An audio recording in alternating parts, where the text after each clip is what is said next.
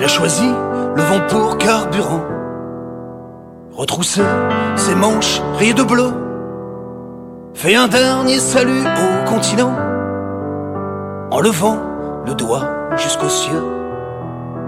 Au départ, il a pris soin de l'équipage, un peu d'herbe, du rhum et le sourire. Quelques revues de cul sont du voyage. Jules et lui sont prêts à partir. Et Olp pousse le loin des gens, vers une terre sans patrie. Aux abysses, si le drapeau est absent, vers un atoll que l'homme n'a sali. Et Naomi pleure au quai de Concarneau. Ses belles fesses noires n'y feront pas. Lui il préfère le cul de son bateau, la bise belle qui fait chanter son mât. Il rejoint tempête ses déferlantes, il se la voile au mât d'Artimon. Et dans la brume aux cornes criantes, c'est un sous le phare de la libération. Et Olp pousse le loin des champs, vers une terre sans patrie. Aux abysses, si le drapeau est absent, vers un atoll que l'homme n'a sali.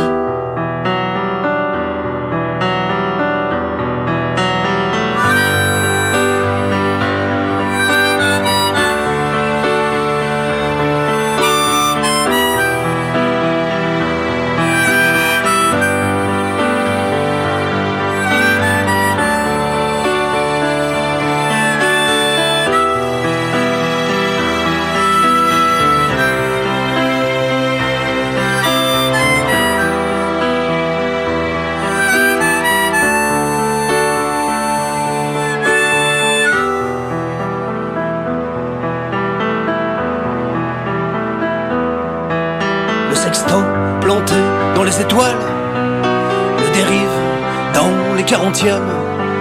Le Cap Horn lui redonne la dalle, de vent, de pluie, de mer et de sel. Et puis se baigner dans les entrailles, dans la baie de Marie-Galante, et même caresser les écailles de ces moitiés de femmes qui chantent. Et Olp pousse le loin des champs, vers une terre sans patrie. Aux abysses, si le drapeau est absent, vers un atoll que l'homme n'a sali.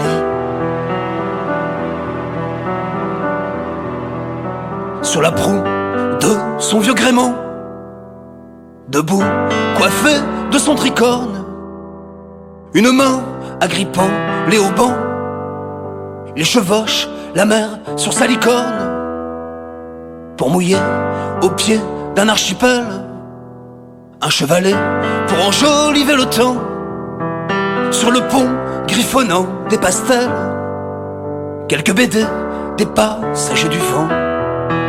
Et on ne souffle plus, il est bien. Et on ne souffle plus, il est bien. Pas loin de Brel et de Gauguin.